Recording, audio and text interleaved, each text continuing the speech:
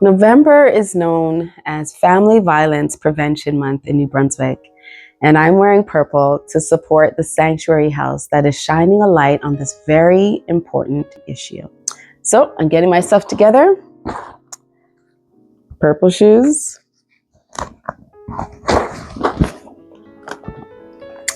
Got my boots because it's cold out there.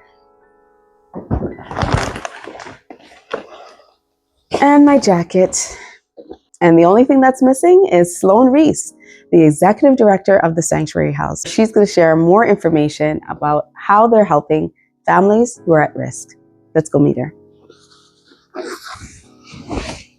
Well, tell us more about the mission of Sanctuary House. So Sanctuary House, we are a 24/7 transition house. Oh, it is a transitional home. Okay. Yeah, it's a crisis shelter. We're open 24/7.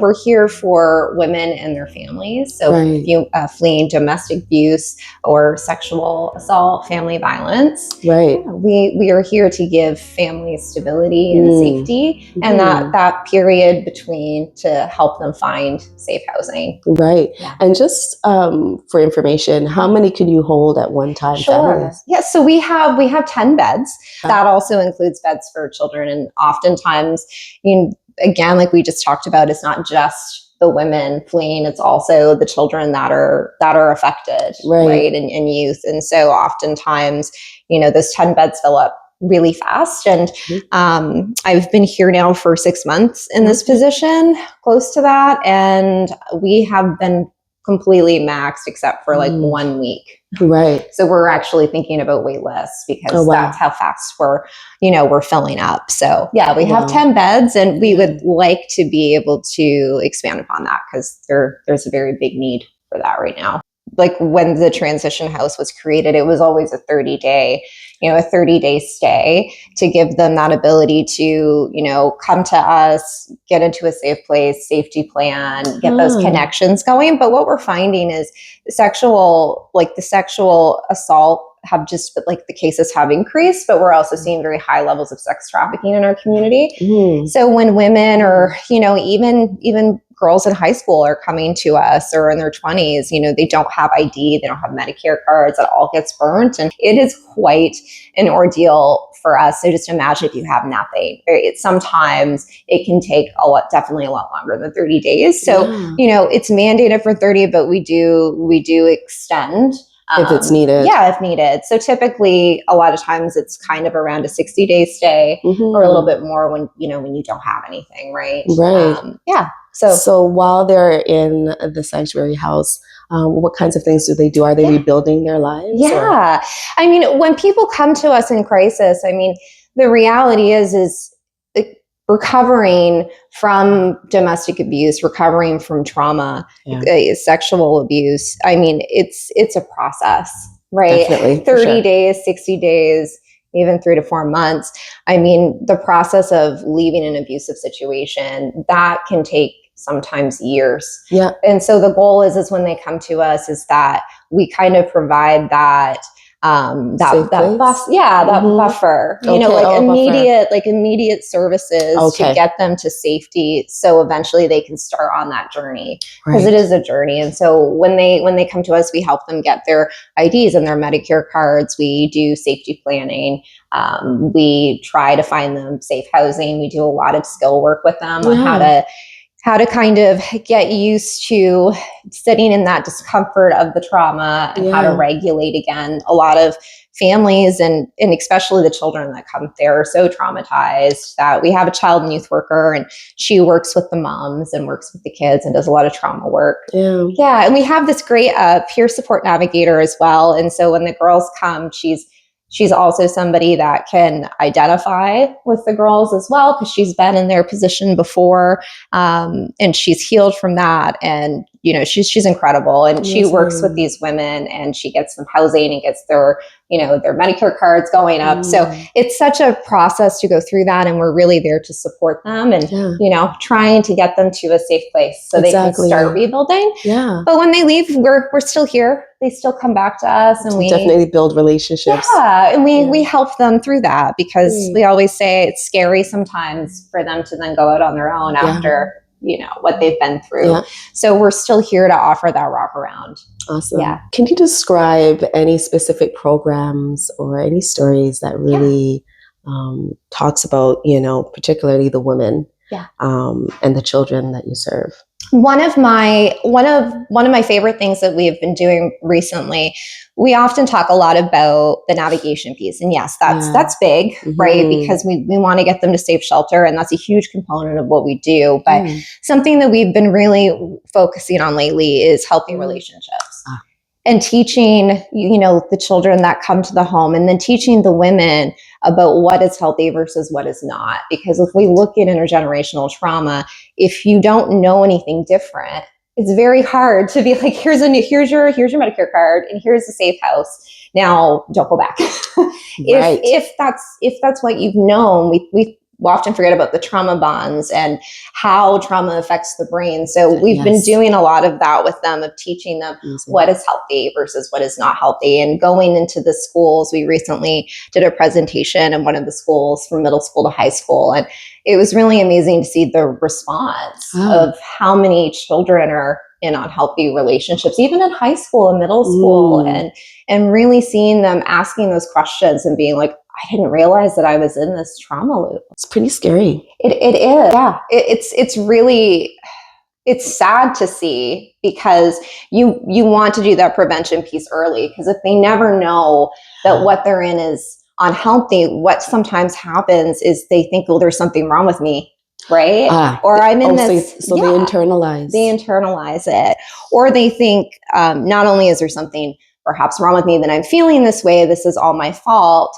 Maybe I'm not in an unsafe situation. And then we can't get to them fast enough to be like, no, your home maybe isn't safe, or maybe you are being abused, or, we're going down a road here that, you deserve more calm than you deserve chaos. Right. Yes. And it's that understanding for kids of that there should be more calm than chaos. And if there's not, it doesn't mean people around you don't love you, but it does mean that talk to somebody about that, because, that's not healthy for you, and you deserve to have calm in your life. Right. So what I'm hearing here is, at the Sanctuary House, families come in, you nurture those families and help them get their, rebuild their lives. Yeah. But you also go outside of there, and then teaching on the healthy relationships at the schools. And we've really seen that. There was a woman one time when we had done healthy relationships, and she had made a poster of everything that she had learned over the course that she had been there. And it really, reshaped her, and of how she saw relationships, and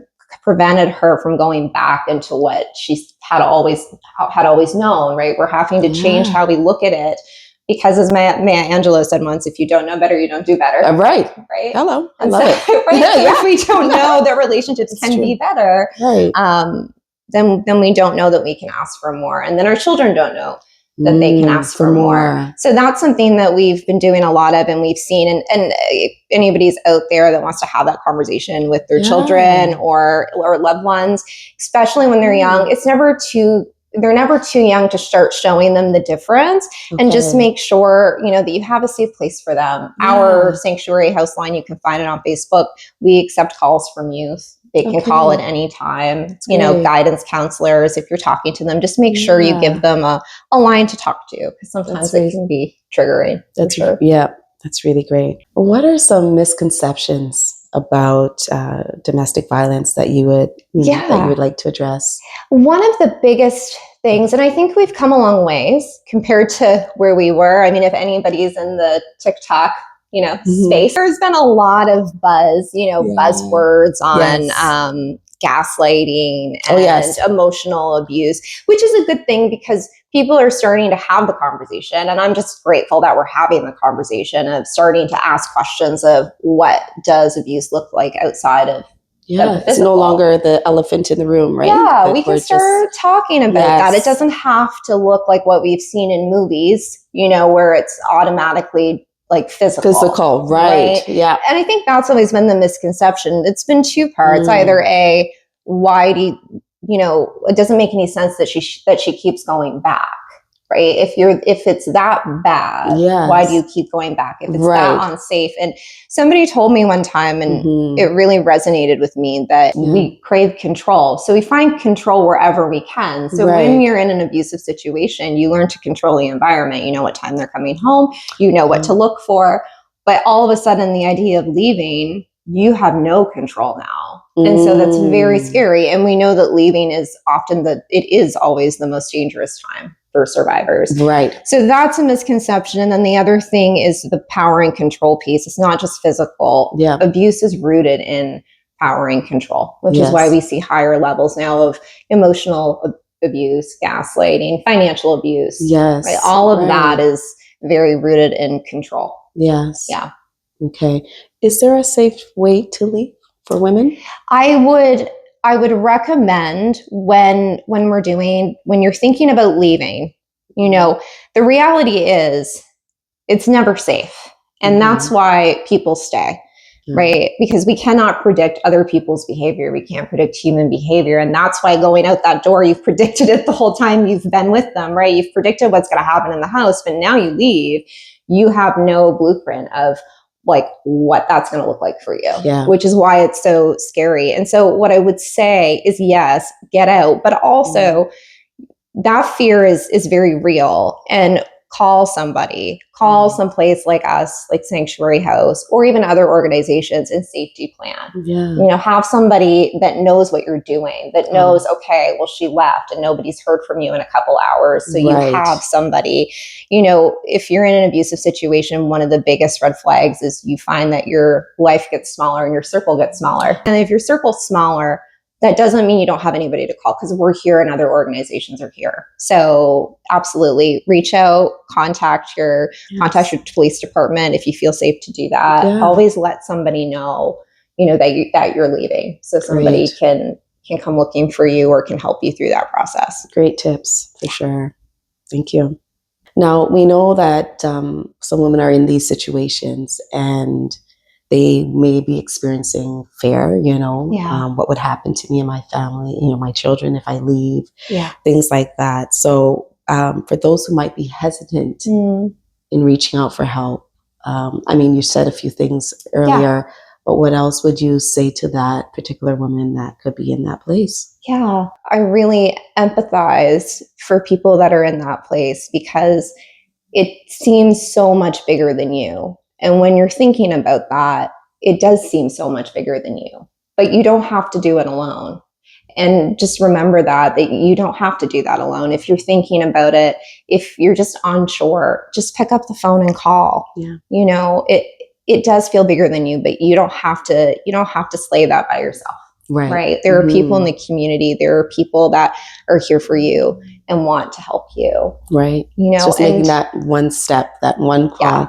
Absolutely. Right? And sometimes it's just the little thing that can create ripple effects. Yes. Sometimes it's just that phone call, or it's that connection, or it's, just the little baby step, or even just having that conversation that can transform your whole life. Where you're at today does not mean that this is where you're going to be 3 years from now. It might seem bigger than you, but in a couple of years from now, or in a couple of months, you might look back and your whole life can change. Okay, so we always like to hear about success stories. Yeah. So do you have one that comes to mind? I always say where it's Family Violent Prevention Month, and we're talking a lot about children, having youth that have really just grown very attached to a child support worker, and then the staff, and they really form these connections. But what I love is when you start to see the behaviors change you really start to see that. They open up more? Yeah, they open up, and you see that that they're just more comfortable, and their behaviors are changing. They're more open. They're more receptive. You can see that they're more relaxed. Yeah. Right. And they also start to be able to communicate about how they're feeling, and which is really a beautiful thing. And I remember a youth had stayed with us and had said that this individual said that they had felt very, very safe. It was the first time that they were able to really talk about what they were going through, and we were able to help that family start to not just rebuild physically in the external sense, but really start to heal those bonds. Which was a beautiful thing. And I will throw a shout out too. I don't know if anybody is aware, but our house supervisor, Melody Dickinson, every year does. Hi, Melody. Hey. She does this wonderful Christmas Wish campaign. So for over the last 4 years, we have had over 300 gifts that we've been able to provide to children. Because when they leave, even with our help, I mean, they don't have anything. And so we're able to, in a lot of the families know every year that we're going to do that. So we have families that we've helped for years and they're still on that list, and and we keep those connections. So I think that's also a really wonderful thing that we do. And we are doing that until December 19th. So if anybody wants to go out and purchase some gifts for some much needed families and children in our area, please do that. You can find the Christmas trees that the children had requested for Christmas on at the River Pub, the River Restaurant, and Lena May, the Boutique, and then also the library in Lawrenceville. So they can drop off gifts at those locations. Yes, you can go, and Mel has already set up the Christmas trees there. You can go and pick off an ornament, and it will tell you a couple of ideas of what. And then that's helpful. Yeah, and then you can just drop those gifts off by the 19th back to where you got the ornaments, and and then we will deliver those to the family. And at this time of the year, a lot of families go through different things. And so whatever joy we can bring. Right. And Sanctuary House is doing that by the gifts. So if you're thinking about, you're out and about shopping, doing your Christmas shopping, maybe picking up a few and supporting the Sanctuary House this year.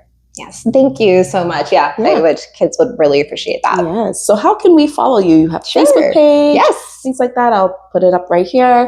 Anything else upcoming that you want to share? No, those are our two big things coming up this year. I mean, we did mention before, I believe we had a big fundraiser for the Big Iron. And they were wonderful. We had a huge donation, and we're actually going to start expanding some of our services into the New Year's. So kind of keep your eyes peeled out for that. There's a couple of things on in the horizon, so which we're very excited about. Great. Well, thank you so much for your time, Sloane, being here today. Am I saying your name right? Yes, you did. You did. Right. Good job. Right. So if you can say with me, thank you for watching Everything Carleton County. Yes. Thank you for watching Everything Carleton County. We'll see you next time, everybody. Bye. Bye. You've come to the end of another episode of Everything Carleton County. Be sure to like, follow, and subscribe. See you next time.